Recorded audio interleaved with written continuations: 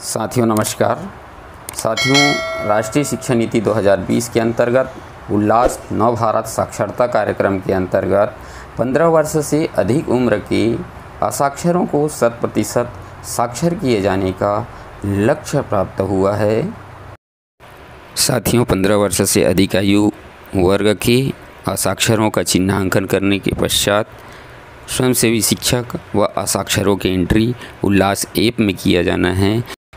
तो चलिए देखते हैं उल्लास ऐप में इनकी एंट्री कैसे करेंगे। सर्वप्रथम आपको अपने मोबाइल के प्ले स्टोर में जाकर उल्लास ऐप डाउनलोड कर लेना है। प्रथम बार जब उल्लास ऐप को ओपन करेंगे तो आपको इस तरह से इंटरफेस दिखाई देगा, जिसमें लैंग्वेज का चूज़ करना है। आप जिस भाषा को चयन करना चाहे उसे जैसे ही टच करेंगे तो इस प्रकार से आपको कंफर्मेशन के लिए एक पॉपअप दिखाई देगा। लैंग्वेज का चयन करने के पश्चात इस तरह से आपका इंटरफेस दिखाई देगा, जिसमें स्वयं पंजीकरण पहला विकल्प आता है, स्वयं पंजीकरण करने का। फिर इसे राइट से लेफ्ट की ओर खिसकाने पर दूसरा विकल्प आता है शिक्षण सीखना, और तीसरा विकल्प आता है सर्वेक्षण, जिस पर हमें कार्य करना है। सर्वेक्षण को टच करने पर लॉगिन का विकल्प प्राप्त होता है। लॉगिन में हमें सर्वेयर का मोबाइल नंबर एंट्री करना है। मोबाइल नंबर जैसे ही डालेंगे तो हमको OTP प्राप्त हो जाएगा, और उस OTP को दर्ज करके हम इस पर लॉगिन हो जाएंगे। लॉगिन होने पर हमारा डैशबोर्ड इस तरह से दिखाई देता है, जिसमें असाक्षरों की टैग, गैर टैग, VTS की टैग व गैर टैग संख्या दिखाई देता है। अब हमें त्वरित कार्यवाही के अंतर्गत सर्वेक्षण में जाना है। जैसे ही आप सर्वेक्षण में जाएंगे तो लोकेशन को आपको पूछा जाता है, जिसे आप यस कर सकते हैं। फिर हमें असाक्षर की या VTS की एंट्री करने का यह फॉर्म दिखाई देता है, जिसमें हमें सभी जानकारी को फिल कर देना है। सर्वप्रथम मुखिया का नाम लिखेंगे। जैसे मुखिया का नाम मैं यहाँ पे लिख दिया मंटोरा, और फिर उसके पश्चात उनके पिता का नाम लिखेंगे। पिता का नाम लिखने के पश्चात माता का नाम लिखेंगे। माता का नाम लिखने के पश्चात उसका पता लिखना है, और पता के पश्चात आपको बहुत ही महत्वपूर्ण जानकारी यहाँ पे ध्यान देना है। शैक्षिक स्थिति, क्या वह शिक्षार्थी है या स्वयंसेवी शिक्षक है। अर्थात पढ़ने वाले हैं तो शिक्षार्थी का चयन करेंगे, और पढ़ाने वाला है तो हम स्वयंसेवी शिक्षक का चयन करेंगे। चयन करने के पश्चात आगे बढ़ने पर उनका उम्र पूछा जाता है। यहाँ पे उम्र दिखा देंगे।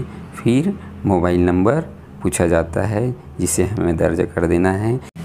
मोबाइल नंबर प्रत्येक VTS व शिक्षार्थियों के लिए अलग अलग होना अनिवार्य है। फिर लिंग का चयन करेंगे, दिव्यांगता का प्रकार चयन करेंगे, और उनके पहचान का प्रकार चुनने का विकल्प आएगा, जिसमें मतदाता पहचान पत्र, छात्र ID, पैन कार्ड, बहुत से विकल्प दिए हुए हैं, जिसका आपको चयन करके इनकी पहचान संख्या दर्ज कर देना है।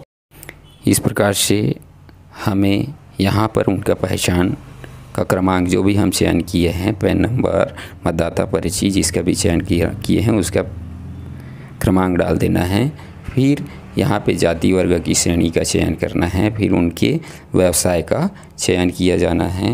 व्यवसाय का चयन किया जाने के पश्चात हमें यहाँ पे विकल्प दिखाई देता है, केवल परिवार के मुखिया को जोड़े या सदस्य जोड़े। यदि हमें और इनके परिवार में और सदस्य है तो सदस्य जोड़े को क्लिक करना है, नहीं तो चेक बॉक्स पर क्लिक करके विवरण जोड़े को जोड़ देना है।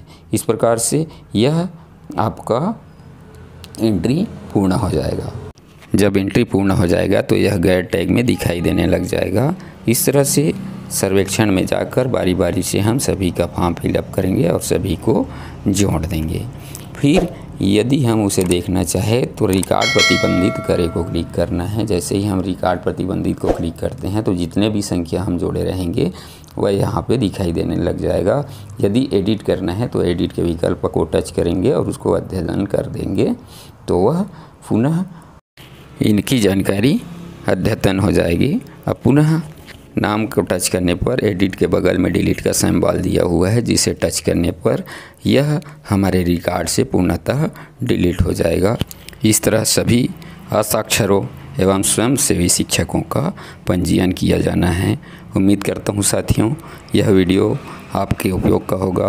कृपया कर इस वीडियो को लाइक करें और चैनल को सब्सक्राइब करें और अधिक से अधिक साथियों के साथ शेयर करें। धन्यवाद।